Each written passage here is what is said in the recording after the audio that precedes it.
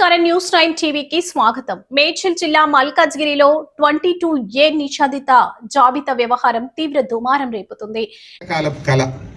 రూపాయి కూడబెట్టుకొని ఇల్లు కట్టుకుంటారు. రూపాయి కూడబెట్టుకొని చిట్టీలేసి తమ జీతంలో నెల ఆదా చేసుకొని ఒక ప్లాట్ కొనుక్కుంటారు. చచ్చిపోయే నాటికి సొంత ఇంట్లో చచ్చిపోవాలి. ఎన్నటికైనా ఒక సొంత ఇల్లు ఉండాలని ఇది పేద మధ్యతరగతి ప్రజల కళ, ఆకాంక్ష. అటువంటిది వాళ్ళ జీవితకాలపు కష్టాన్ని ఒక పెన్నుపోటుతో, మీ అత్యాశతో, మీ పర్సంటేజీల కోసం ఇలా భూములను నిషేధిత జాబితాలో పెడితే ఆ కుటుంబాలు పడే బాధ ఎంత, ఆ కుటుంబాల్లో ఉండే ట్రామా ఎంత, వాళ్ళు పడేటువంటి కష్టానికి ఎవరు జవాబుదారీ వహిస్తారు అని చెప్పి నేను ప్రశ్నిస్తా ఉన్నా. ముఖ్యంగా ఇది ఎక్కడ జరిగింది? ఎక్కువ హైదరాబాద్, రంగారెడ్డి, మేడ్చల్ జిల్లాల్లో ఎక్కువ జరిగింది. ఇవాళ పొంగిలేటి శ్రీనివాసరెడ్డి ఈ మొత్తం జిల్లాలు నా చేతుల్లోకి రావాలి, అందరూ నా చుట్టూ తిరగాలి, నేను ఈ విలువైన భూముల్లో పర్సంటేజీలు కొట్టాలని ఒక పథకంతో, ఒక కుట్రతోనే ఈ భూములన్నీ నిషేధిత జాబితాలో పెట్టినటువంటి పరిస్థితి. అందువల్ల ఇలా ఇది కేవలం శాంపుల్. ఇక్కడ ఇంతమంది కాలనీ వాళ్ళు వచ్చింది, వాళ్ళ పార్టీకి సంబంధం లేదు. అనేక మంది ఎఫెక్టెడ్ పార్టీలు ఇక్కడికి వచ్చినారు.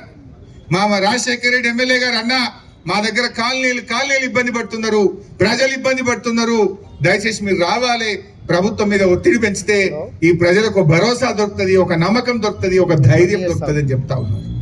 ఎవరు కూడా భయపడద్దు. రేపు ఎప్పుడు అసెంబ్లీ పెట్టినా కూడా ఈ నిషేధిత జాబితాలో పెట్టిన భూములన్నీ తొలగించేదాకా, పేద మధ్యతరగతి ప్రజల కష్టాలు తొలగేదాకా బీఆర్ఎస్ మీకు అండగా ఉంటారు. అరే మొత్తం సరూర్ నగర్ పెట్టేసిండట, కూకట్పల్లి ఏరియా పెట్టేసిండట, బంజారా హిల్స్ పెట్టేసిండ్రు, జూబ్లీ హిల్స్ పెట్టేసిండ్రు, అంబర్పేట పెట్టేసిండ్రు, ఎక్కడ ఉప్పల్ ఏరియాలో పెట్టేసిండ్రు. ఈ ఏరియా ఆ ఏరియా లేదు, ఏది పడితే పిచ్చో చెట్లకి రాయిపోయింది. ఒక మల్కాజ్గిరిలో 30,000 ఇల్లు పెట్టిండట, 30,000 ప్రాపర్టీలు నిషేధిత జాబితాలు పెట్టిండ్రు. అంటే 30,000 కుటుంబాలు ఆగమైనట్టే కదా. అయితే ఇక్కడ జోక్ ఏంటంటే పాపం 30,000 మందికి తెలియదు. ఎవరన్నా అమ్ముతేనో, ఎవరైనా భూమిని బ్యాంకులో కులవెత్తడానికి పోతేనే వాళ్ళకి తెలుస్తుంది వాళ్ళ భూమి వాళ్ళది కాకుండా అయిపోయింది, ఇది నిషేధిత జాబితాలో పెట్టిండ్రని. పాపం వాళ్ళు భరోసాతో ఉన్నారు. రిజిస్ట్రేషన్ చేసుకున్నా, ఫీజు కట్టినా గవర్నమెంట్కు, నా దగ్గర లింక్ డాక్యుమెంట్ ఉంది, ఇది నాదే అనుకుంటున్నారు. కానీ ఈ గవర్నమెంట్ దాన్ని, మీ భూమిని మీకు కాకుండా చేసింది, మీ ప్లాట్ మీకు కాకుండా చేసింది, మీ అపార్ట్మెంట్ నీది కాకుండా రాసేసుకున్నారు. అందుకే ఈ ప్రభుత్వానికి కూడా మనం చెప్పాల్సింది ఒకటి, భూములైతే పెట్టిందో దరఖాస్తులు పెట్టాల్సిన అవసరం లేదు, ప్రజలను ఆఫీసుల చుట్టూ తిరగాల్సిన అవసరం లేదు. మీరే పెట్టిండ్రు, తక్షణమే ఆ భూములన్నీ కూడా నిషేధిత జాబితా నుంచి తొలగించాలని చెప్పి ఈరోజు మేము డిమాండ్ చేస్తా ఉన్నాం. నేను అడుగుతున్నా, రేవంత్ రెడ్డిలు కూడా నిషేధిత జాబితాలకు వచ్చింది. ఈ ప్రభుత్వం ఎట్లుంది అంటే గుడ్డెద్దు చేనులో పడ్డట్టుంది. వీళ్ళు సర్కారు నడుపుతలేరు, సర్కస్ నడుపుతున్నారు వీళ్ళు. ముఖ్యమంత్రి ఇంటికే దిక్కు లేకపోతే ఇక సామాన్య ప్రజల పరిస్థితి ఏంది, పేద ప్రజల పరిస్థితి ఏంది? ఇప్పుడు ముఖ్యమంత్రులు నిషేధిత జాబితాలకు వచ్చినాక ఇప్పుడు సురుకు పుట్టింది. ఇప్పుడు వచ్చి రేవంత్ రెడ్డి ఈయన అంటుండు, పొంగిలేటి సారీ అంటుండు. ఎవరు చెప్తున్నావు పొంగిలేటి సారీ? ముఖ్యమంత్రికి చెప్తున్నావా? ఏదో తెలియక నీళ్ళు కూడా పెట్టినా జరేమనుకోకు సారీ అంటుండా? ఈత పదవి పోతుందని సారీ చెప్తున్నావా?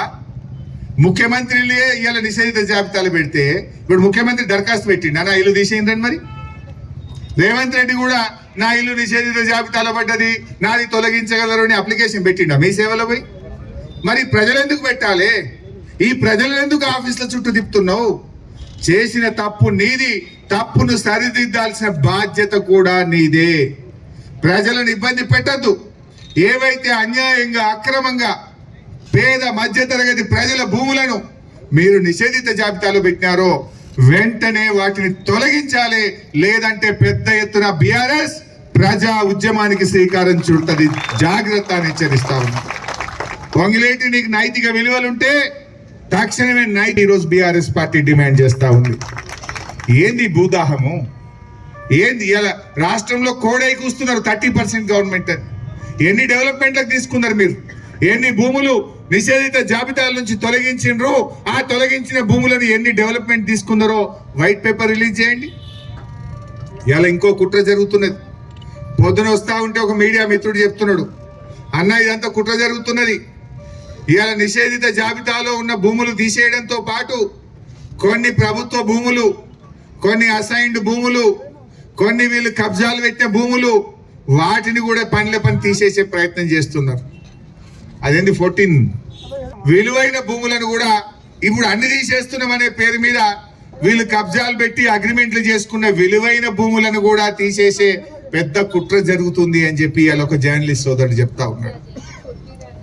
నేను అందుకే ఈరోజు ప్రభుత్వాన్ని డిమాండ్ చేస్తున్నా, అసలు కాంగ్రెస్ ప్రభుత్వం వచ్చినాక నిషేధిత భూముల జాబితాలో పెట్టిన లిస్ట్ ఏందో ప్రజల ముందు పెట్టండి, తొలగించిన లిస్ట్ ఏందో ప్రజల ముందు పబ్లిక్ డొమైన్ లో పెట్టాలి, ప్రజలందరూ చూసే విధంగా పబ్లిక్ డొమైన్ లో పెట్టండి. మీరు పెట్టిన ఏంది, తీసిన ఏంది, ఎందుకు పెట్టిండ్రు, ఎందుకు తీసేసిండ్రు, ఎప్పుడు పెట్టిండ్రు, ఎప్పుడు తీసేసిండ్రో ఇది పబ్లిక్ డొమైన్ లో పెట్టాలి, వైట్ పేపర్ రిలీజ్ చేయాలని చెప్పి డిమాండ్ చేస్తా ఉన్నాం. అట్లయితే పారదర్శకత ఉంటుంది. ఇలా ఈ 22A తొలగింపులో కూడా పారదర్శకత ఉండాలి. న్యాయబద్ధంగా పట్టా భూములు, పేద మధ్యతరగతి ప్రజల భూములు ఏవో అవి మాత్రమే తక్షణమే తొలగించాలి. దరఖాస్తులు పెట్టాల్సిన అవసరం లేకుండా, ఆఫీసుల చుట్టూ తిరగాల్సిన అవసరం లేకుండా పెట్టింది మీరు తక్షణమే తొలగించాల్సినటువంటి బాధ్యత కూడా మీదే. కానీ దాని ముసుగులో మీరు కబ్జాలు పెట్టిన భూములో, మీరు అక్రమంగా అగ్రిమెంట్లు చేసుకున్న అసైన్డ్ భూములో, CS14 భూములో, ఇంకో భూములో తీసేస్తే ఊరుకోము. నేను ఈ సందర్భంగా అధికారులకు కూడా చెప్తున్నా, ఈ ప్రభుత్వ తీరేందో మీకు అర్థమైంది. తప్పులు వాళ్ళు చేస్తున్నారు, మీ మీద నెడుతున్నారు. ఇప్పుడు మంత్రిని కాదని, ప్రభుత్వాన్ని కాదని ఇన్ని లక్షల మంది అపార్ట్మెంట్లు, ప్లాట్లు, ఇండ్లు గవర్నమెంట్ భూములుగా నిషేధిత భూముల జాబితాలో పెట్టే ధైర్యం ఒక అధికారికి ఉంటుందా? ఒక్క MROనా, ఒక్క కలెక్టరా ఇది చేసింది? రాష్ట్రమంతా జరిగింది కదా. అందరు కలెక్టర్లు పెట్టిండ్రు, అందరు MROలు పెట్టిండ్రు అంటే అందరు కూడా బల్కొని అయితే చేయరు కదా. ప్రభుత్వం చెప్తేనే చేస్తారు. It is not one collector, it is not one tahsildar, it is not one RDO. Whole state, రాష్ట్రమంతా నిషేధిత జాబితాలో పెట్టిందంటే ఇది మంత్రి గారి నిర్ణయం, ఇది ప్రభుత్వ నిర్ణయం కనుకనే రాష్ట్రం అంతా అమలైంది. ఒకవేళ అధికారి తప్పైతే ఒక కలెక్టరో, ఒక జిల్లానో, ఒక MROనో, ఒక RDO జరగాలి. రాష్ట్రమంతా జరిగిందంటే ఇది ప్రభుత్వ నిర్ణయం కనుక, ఇది మంత్రి గారి నిర్ణయం కనుక రేవంత్ రెడ్డి తక్షణమే ఆ మంత్రిని డిస్మిస్ చేయాలి, ఆ మంత్రి మీద రేవంత్ రెడ్డి చర్య తీసుకోవాలని చెప్పి డిమాండ్ చేస్తా ఉన్నా. లేదంటే నువ్వు కూడా ఇలా భాగమే రేవంత్ రెడ్డి, లేదా మంత్రి మీద నువ్వు చర్య తీసుకోలేదంటే మీరు ఇద్దరు కలిసి చేసినట్టే లెక్క. మీరు ఇద్దరు కలిసే పేద ప్రజల ఆస్తులు కొల్లగొట్టడానికి చేసిన కుట్రగా మీ ప్రజలు భావించాల్సి ఉంటుంది. 100% ఇది అదే పద్ధతిగా జరుగుతూ ఉంది. ఇలా అందుకే నేను అధికారులను కూడా, ప్రజల ఆస్తులపై నీ ఇష్టం ఉన్నట్టు పెత్తనం చేస్తే ఈ ప్రజలందరూ కలిసి నీ ప్రభుత్వాన్ని పాతర పెడతారు, జాగ్రత్త అని చెప్పి నేను హెచ్చరిస్తా ఉన్నా. సో మిత్రులారా, డెఫినెట్ గా బీఆర్ఎస్ మీ వెనుక ఉంటది. మీ సమస్య పరిష్కారం అయ్యేదాకా పోరాటం చేస్తాం. రేపు అసెంబ్లీలో కూడా అసెంబ్లీని స్తంభింపజేసైనా, ఈ ప్రభుత్వం మెడలు వంచైనా సరే ఈ నిషేధిత భూముల జాబితాను పూర్తిగా తొలగించేదాకా కూడా ఈ రాష్ట్రంలో నష్టపోయిన ప్రజల పక్షాన, రైతుల పక్షాన, అందరి పక్షాన కూడా మేము పోరాడతాం. మీకోసం ప్రధాన ప్రతిపక్షంగా కేసీఆర్ గారి నాయకత్వంలో బీఆర్ఎస్ పార్టీ మీకు అండగా ఉంటది. మీరెవ్వరు కూడా అధైర్యపడొద్దు అని చెప్పి మనం చేస్తా ఉన్నాం. గవర్నమెంట్ పెట్టిన టోల్ ఫ్రీ నంబర్ పనిచేస్తలేదు, కానీ మీకు జనతా గ్యారేజ్ తలుపులు తెరిచే ఉంటాయి. జనతా గ్యారేజ్ అంటే మీకు తెలుసు, తెలంగాణ భవన్. మూసీలో పేదల ఇల్లు కూలగొడుతుంటే మూసీ ప్రాంత ప్రజలు జనతా గ్యారేజ్ తలుపులు దోసుకొని వచ్చిండ్రు. బీఆర్ఎస్ వాళ్ళకి అండగా ఉన్నది, వాళ్ళని కాపాడుకున్నది. నేను ఈ మల్కాజ్గిరి నుంచి కూడా రంగారెడ్డి, మేడ్చల్, హైదరాబాద్ రాష్ట్ర ప్రజలకు నేను భరోసా ఇస్తా ఉన్నా, అధైర్యపడకండి. మీకోసం జనతా గ్యారేజ్ తలుపులు తెరిచే ఉన్నాయి. ఎవరైనా రావచ్చు. ఎవరికి ఇబ్బంది కలిగినా, ఎవడు మిమ్మల్ని పర్సెంటేజ్ అడిగినా, ఎవడు మిమ్మల్ని భయపెట్టినా, మీ ప్లాట్ ఎవడు కబ్జా పెట్టినా జనతా గ్యారేజ్ మీకోసం రెడీగా ఉన్నది. రండి, మీకు అండగా బీఆర్ఎస్ పార్టీ ఉంటుంది. మిమ్మల్ని మేము కాపాడుకుంటాం. మేము ప్రజల కోసం, ఈ రాష్ట్రం కోసం తన ప్రాణాన్ని ఫలంగా పెట్టిన నాయకుడు కేసీఆర్. ఈ రాష్ట్ర ప్రజలకు కష్టం వస్తే, ఈ రాష్ట్రంలో అన్యాయం జరిగితే కేసీఆర్ గారి నాయకత్వంలో యావత్ బీఆర్ఎస్ పార్టీ మీకు అండగా ఉంటది. ధైర్యంగా ఉండండి. ఏ ఇబ్బంది వచ్చినా నేరుగా మా జనతా గ్యారేజ్ కు తెలంగాణ భవన్ కు రండి, మా దృష్టికి తీసుకురండి. మీకు అండగా ఉంటాం, మిమ్మల్ని కాపాడుకుంటాం. జై తెలంగాణ. ఈ యొక్క నిషేధిత జాబితాలో పెట్టిండ్రన్న. మాకు వక్ఫ్ బోర్డ్ లో ఇంతకు ముందు ఎప్పుడు కూడా నిషేధిత జాబితాలో లేకుండే. ఒక 20 ఎకరాలు కబ్జా పెట్టుకోవడానికి దాన్ని కూడా నిషేధిత జాబితాలోకి తీసుకొచ్చిండ్రు. అసలు ఉదాహరణలు చెప్పుకుంటూ పోతే అనేక ప్రాంతాలు అసలు వాళ్ళకి అర్థమే అవుతలేదు. ఇప్పుడు ఇంతకుముందు బాబు చెప్పినట్టు ఒక డిఫెన్స్ కాలనీ, ఇంతకుముందు ఒక జూపల్లి హోమ్స్, వాళ్ళు ఒక చట్టబద్ధంగా కొనుక్కున్న ఆస్తిని వీళ్ళు ముటేషన్ చేయని కారణంగా, ప్రభుత్వ అధికారుల నిర్లక్ష్యం కారణంగా వీటిని అన్నిటిపైన కూడా నిషేధంలోకి పెట్టడం జరిగింది. వీటిపైన మేము సమగ్రంగా పోరాడుతున్నాం.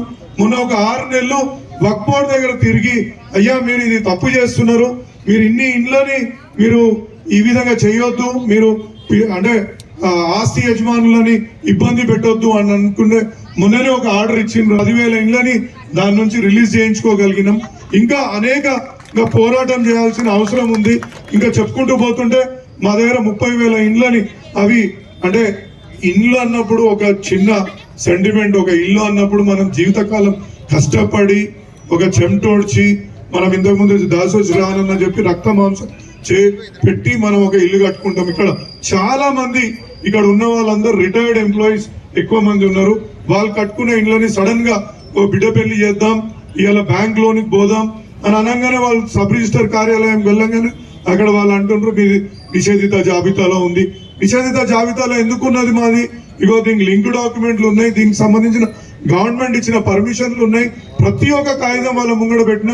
అసలు నిర్దాక్షిణ్యంగా వాళ్ళని బయటికి గెంటేయడము ఏంది అంటే, మళ్ళా ఒక 50,000 1,00,000 తీసుకురండి ఏదైనా చూద్దాం అనే విధంగా ఇలా సబ్ రిజిస్టర్ కార్యాలయాలు, ఎంఆర్ఓ కార్యాలయాలు తయారైన సందర్భం మేము చూస్తున్నామన్నా.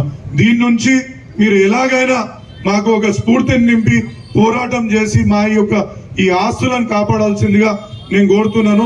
ఇంకా అనేక ఉదాహరణలు చెప్పాలని ఉంది, కానీ మీరైతే ఇంకా మంచిగా ఎక్స్ప్లెయిన్ చేస్తారని ఉద్దేశంతో ఈ అవకాశం ఇచ్చిన ప్రతి ఒక్కరికి ధన్యవాదాలు. జై తెలంగాణ. అన్నీ ఉన్నాయి, అయినా కానీ వాళ్ళు రిజిస్ట్రేషన్ చేస్తారు సబ్ రిజిస్టర్ గారు. ఎందుకని చెప్పి వెళ్ళి అడిగితే ఇది 22A కిందకు ఉంది. అదేంటి, ఇది లింక్ డాక్యుమెంట్స్ అన్నీ ఉన్నాయి కదా, ఫ్రమ్ పాస్ట్ 5 ఇయర్స్ నుంచి అన్నీ ఉన్నాక ఎందుకు ఫ్రమ్ పాస్ట్ 40 ఇయర్స్ నుంచి ఉన్నాయి కదా, ఎందుకు చేస్తున్నారంటే ఇది కాంగ్రెస్ గవర్నమెంట్ వేస్తారు, దీంట్లో 22Aలో వేస్తారు, సో వీ కాంట్ రిజిస్టర్ అని చెప్పారు. మరి ఎలా ఏంటి ప్రాసెస్ ఏంటంటే అడిగితే కలెక్టర్ నుంచి ఎన్ఓసి తీసుకురమ్మని చెప్పారు. కలెక్టర్ ఆర్ ఎంఆర్ఓ దగ్గరికి వెళ్తే తనేమో ఇవి మాకు తెలియదు, ఇది ఎలా చేయాలో, ప్రాసెస్ కూడా ఎలా చేయాలో అని అంటున్నారు. అది కాదు మేడం, మనకి ఎన్ఓసి మీరే చేశారు కదా, ఇక్కడ మనకి నోటీస్ ఉంది, నోటీస్ డౌన్లోడ్ చేసుకున్నాను గవర్నమెంట్ పోర్టల్లో ఉంటే, ఐజీఆర్ఎస్ గవర్నమెంట్ పోర్టల్లో ఉంటే, ఆ పోర్టల్లో డౌన్లోడ్ చేసుకుంటే ఓకే మాదే పడిందేమో, మా ప్లాటే పడిందేమో అనుకుంటే totally defence colony, even Bhavan school కూడా పడింది, 50 ఎకర్స్ భవన్ స్కూల్ పడింది. అట్లా చాలా plots, almost 137 plots, acres hundreds of acres only ఈ డివిజన్ అనే పడ్డది. సో ఇలా పడితే సామాన్యులకు చాలా ఇబ్బంది పడుతుంది. యాక్చువల్లీ ఇది చాలా తప్పండి, ఇలా చేయకూడదు. నాకు అనిపించింది పర్సనల్గా, నేనే ఫేస్ చేశాను. ఎంఆర్ఓ దగ్గరికి వెళ్తే కలెక్టర్ దగ్గరికి వెళ్ళమంటారు, కలెక్టర్ దగ్గరికి వెళ్తే యుఎల్సీ అంటారు, యుఎల్సీ దగ్గరికి వెళ్తే మళ్ళీ ఆర్డీఓ దగ్గరికి వెళ్ళమంటారు, ఆర్డీఓ నుంచి మళ్ళీ ఎంఆర్ఓ, ఇలా తిప్పుతున్నారండి. కామన్ పీపుల్ని ఇలా తిప్పితే 1-2 months 3 months ఇలా తిప్పితే అది చాలా టైం వేస్ట్ కదా. చాలామంది పేదవాళ్ళు ఉంటారు, వాళ్ళకి ఇబ్బంది పడుతుంది. ఇలా చేయడం చాలా తప్పని నా ఉద్దేశం. ఇలా కొనసాగితే ఎవరు రియల్ ఎస్టేటే కాదు ఏది పనిచేయదు, ఫ్యూచర్లో చాలా దెబ్బతింటారు. హైదరాబాద్ అనేది ఇండియాలో మీకు తెలుసు, ఇండియాలో ఎంత పెద్ద ప్లేస్, ఎంత పెద్ద అది. కానీ ఇలా రియల్ ఎస్టేట్ మొత్తం ఆపేస్తుంటే ఐటీ ఎంప్లాయీస్ అయినా ఎవరైనా చాలా ఇబ్బంది పడతారు కదా, వెళ్ళిపోతారు. ఎవరు కొనడానికి ముందు కూడా రారు, ఫ్లాట్స్ కొనడానికైనా దేనికైనా. నా ఉద్దేశం ఇది చాలా తప్పండి. ఓకే, నియోజకవర్గంలోని 22A జాబితాలోని సర్వే నెంబర్లను తక్షణమే తొలగించాలని డిమాండ్ చేస్తూ నేరెడ్మెట్ వాజ్పేయి నగర్ లో బీఆర్ఎస్ ఆధ్వర్యంలో బాధితులతో భారీ సభ నిర్వహించారు. ఈ సభకు మాజీ మంత్రి హరీష్ రావు, స్థానిక ఎమ్మెల్యే మర్రి రాజశేఖర్ రెడ్డి ముఖ్య అతిథులుగా హాజరయ్యారు. 22A పేరుతో ప్రభుత్వం ప్రజలను తీవ్ర ఇబ్బందులకు గురి చేస్తుందని, మల్కాజ్గిరిలోనే దాదాపు 30,000 కుటుంబాలు రోడ్డున పడే పరిస్థితి వచ్చిందని హరీష్ రావు మండిపడ్డారు. కేవలం కమిషన్ల కోసమే పేదల ఇళ్లను ఈ జాబితాలో చేర్చారని ఆరోపించారు. సీఎం ఇల్లు కూడా జాబితాలో ఉండటంతోనే రెవెన్యూ మంత్రి క్షమాపణలు చెబుతున్నారని, అధికారులపై నెపం నెట్టకుండా మంత్రి పొంగిలేటి శ్రీనివాసరెడ్డి వెంటనే రాజీనామా చేయాలని ఆయన డిమాండ్ చేశారు. మరిన్ని అప్డేట్స్ కోసం చూస్తూనే ఉండండి న్యూస్ 9 టీవీ.